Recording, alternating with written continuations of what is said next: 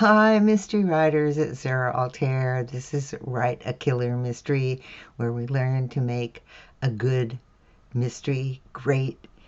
And today I want to talk about how to overcome writer fear. It happens to all writers, and I'm going to share some techniques about that.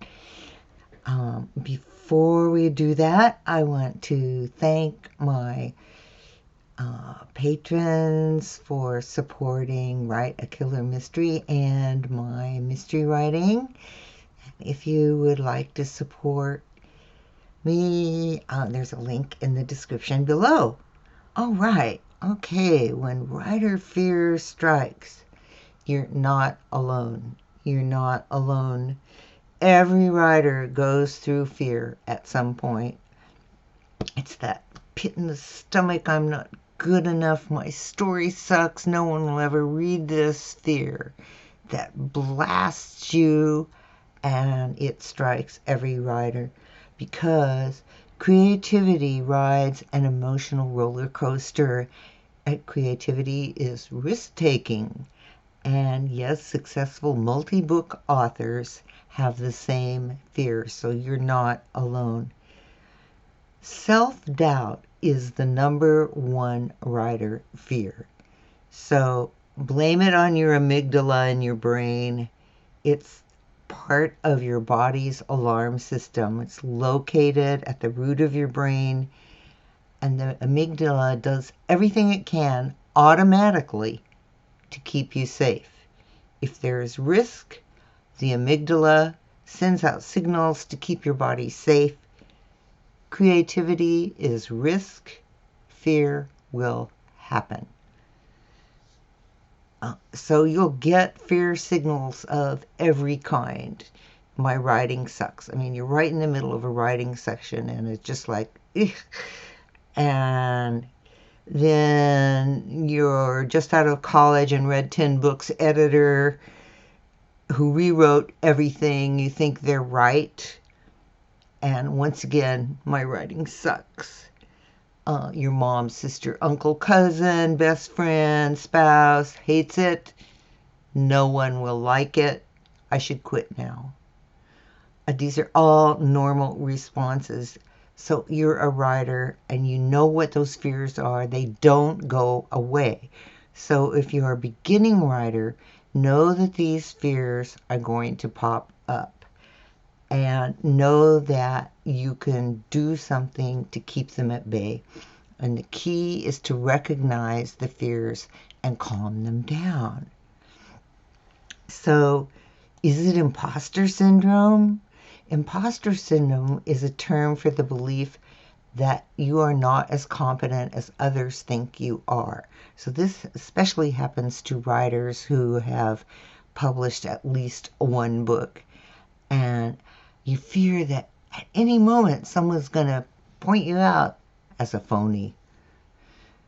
And besides self-doubt, some of the most common signs of imposter syndrome are an inability to realistically assess your competency and skills, attributing your success to other external factors like luck, berating your performance, fear that you won't live up to expectations, overachieving, you work because, somebody's going to find out. And, this is a bad one, sabotaging your own success. You may set challenging goals like high word count per day and feel disappointed when you don't read them, when you don't reach those goals because they're unrealistic for you. But you read somewhere that somebody else writes 5,000 words a day, and so you're going to do that. If it's not realistic for you, you're getting into that overachieving mindset that is actually destructive for your writing because it brings up all those fears. You're not writing 5,000 words a day. Or you may over-prepare by doing endless research. What if I get it wrong? instead of working on your story, all right? Because you don't want anyone to find out you're a fraud. And what if you get a detail wrong, all right? Think of it this way. If you feel like an imposter, you have some degree of success. So focus on your accomplishments. So another biggie is fear of rejection. Just about anyone can trigger rejection fear. You can find yourself in a shutdown of getting your work out, or even help from professionals like editors. So you end up not sharing your work, even bits of it, with other people like other writers, editors, agents, readers on your email list. You don't want to share because, ooh, maybe it's wrong and they won't like it. On the one hand, those bad reactions happen. So I have writer friends who've received devastating comments from editors who didn't understand their genre, or terse rejection letters from agents. They found other editors, other agents, and published their books with success. So don't let that one negative response to your writing knock you down. All right. So how do you go about changing the fear? Self-doubt often comes from deep-seated beliefs. They often come from childhood. So the way that we can work with that is work with repeated small steps to build trust in yourself. So practice to build confidence confidently. All right. So first of all, share your feelings. Tell a friend, a writing buddy. Irrational thoughts fester when you keep them inside and don't share them with everybody. And I'm going to talk about finding other writers and writer groups in a minute. But this is what happens when you share your feelings, is you'll discover that all the other writers in your group have the same feelings. It's very reassuring. All right. The other is to focus on others. When you help and support others with similar feelings, you'll build confidence in your feelings. In other words, you know exactly what they're feeling, and you can share those little baby steps that you're taking to build your self-confidence. And then realistically assess your skills. Write down all your accomplishments. Everything that you've ever written, that's been published, that people have read, that you've gotten good comments about. Maybe it was 10 years ago in a writing group. It doesn't matter. Write down those accomplishments, because what's going to happen is you're going to surprise yourself when your knowledge and your expertise didn't match your fearful self-assessments. This is a really good thing to do, is to write down your accomplishments. And it's often very surprising when you get into that fear mode. It's very surprising when you start making that list of accomplishments and you go, oh, I did this, and so-and-so published this in their little magazine, and I won this award. And write it all down. Write it all down, because it's your list of what you do, all right? And then, once again, take baby steps. Fear is big, and especially those deep-seated beliefs are in there. They're strong.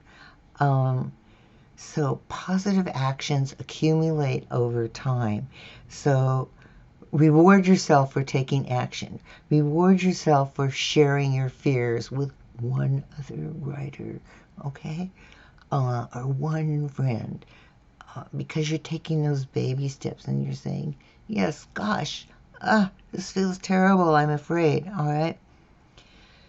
You can compare this year's work with last year's work, and I'm sure you'll discover, if you've been writing, that You're a better writer this year than you were just last year, or even 5 years ago, or for some of us, 20 years ago. All right? Um,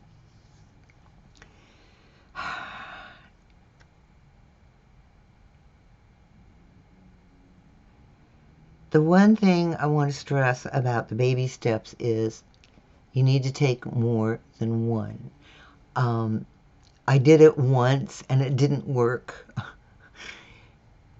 Isn't building on that accumulation of positive baby steps. So make sure to keep repeating, because just like your writing may get rejection, you may hit that one person who's like, yeah, so what? Um, so keep going with those baby steps. And then something that can be devastating is stop comparing. Um, the more you write, the better your writing becomes. So don't compare yourself to other writers. They're on their own track, and believe me, all those other writers have writing fears. So the only comparison that you need to make is comparing your writing today with what you wrote before. All right? And then really important is to stop fighting those feelings. So you need to acknowledge that you have the fear, and just by doing that, a lot of it dissipates. Um, when you acknowledge the fear, you can take steps to ameliorate it. Whereas if you keep it inside, it is going to fester and grow. So acknowledge it. Oh my gosh, today it just feels like everything sucks. It's okay to feel that way. Everybody has it happen. Acknowledge it and trust the process. Trust the process that you're going to keep writing, and your writing is going to be better. And David Amerland wrote a fabulous book called The Sniper Mind. I highly recommend it. But he said, decisiveness and action sap your drive and energy as much as indecisiveness and inaction. But in the process of being decisive, you overcome your doubt and get rid of your uncertainty. So taking those steps really makes a difference. So as I suggested before, and I want to talk a little bit about this, is one of the best ways to overcome that fear is to find other writers, to talk with them and communicate. And if you're having a really bad day, or where all these fears are just coming in and beating you down, and one of the best ways that you can help those fears go away is to talk to other writers about it. You may have a writing pal, you may be in a writers group. So start to find a supportive group to talk about not just your writing, but that whole process and the emotional experiences that you have when you're writing, because we all have those moments of doubt and fear, and just sharing them with other writers is reassuring, because you're all writing, all right? So a little bit about finding a writers group. I suggest smaller groups, so 10 people or even less, and make certain that everybody in the group is simpatico. Searching for a group can take time. When I moved to Oregon, it took me a year to find my fabulous writing group, and a wonderful supportive group where we not only talked about our writing, but also talked about things like writer fear and process and when we got stuck and all of those things. So a couple of points about finding a writers group, because there's many out there, and some of them are not very supportive, so just beware. So you want to avoid a group with an overbearing leader. In other words, they don't have a group mindset. It's like my group, and they are in charge. I don't know how to explain this. This happened to me in a writers group. I was in a wonderful writers group in Southern California, where we shared. Everything was fine, and all of a sudden we had a member who decided that this was going to be his group. So everything was about him instead of the group. So you don't want to be in a group like that. I left. The group should have clear guidelines. You should understand them, and they should be supportive. All right? So make sure there are guidelines, and it's just not free-floating group. Another thing is, if the group has guidelines, make sure that they follow the guidelines. You don't want members who try to dominate all the time, because it's a group and you want everyone in the group to participate. All right.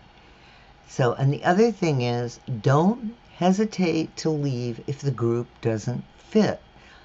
If it doesn't work for you, if there's personality clashes for you in that group, be gone. Find another group.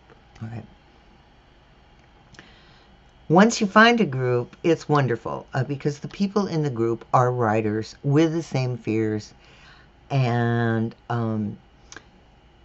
if you're in a community where there aren't a writers group and you don't want to take on the responsibility of starting a writers group, there are also a multitude of writers groups online.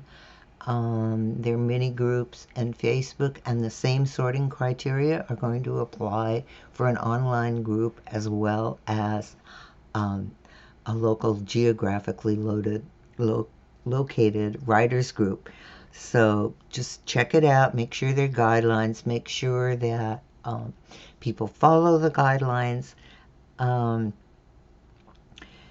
And the same rules apply. Don't hesitate to leave if the group doesn't fit for you. But other writers are the best place to calm your fears, because they will instantly understand what you're going through. Sometimes it's hard for people who don't write to understand the fears. So other writers are your best support. And of course, keep writing. Author and writing coach Joanna Penn calls working on your work the palate cleanser. I love that term, the palate cleanser. So you get the taste of those fears out and work on your writer voice by continuing to write. She talks about the successful author mindset. She even has a book about it in her podcast, and I will put a link to the successful author mindset in the description, so you can check it out. It's a great talk to bookmark so you can listen when those fears pop up. Mainly just know that doubts are going to creep in and they never go away. They pop back just when you least expect them. So you can take those steps to minimize the fear. And the best antidote to writer fear is determination. Self-doubt manifests as self-censorship. So one of the best ways to calm that fear is to keep writing as you find your voice. That unique voice makes readers love what you write. So keep writing. Don't get thrown off the track. And focus on your current project and your long-term writing goals. All right, that's it for today. Keep writing.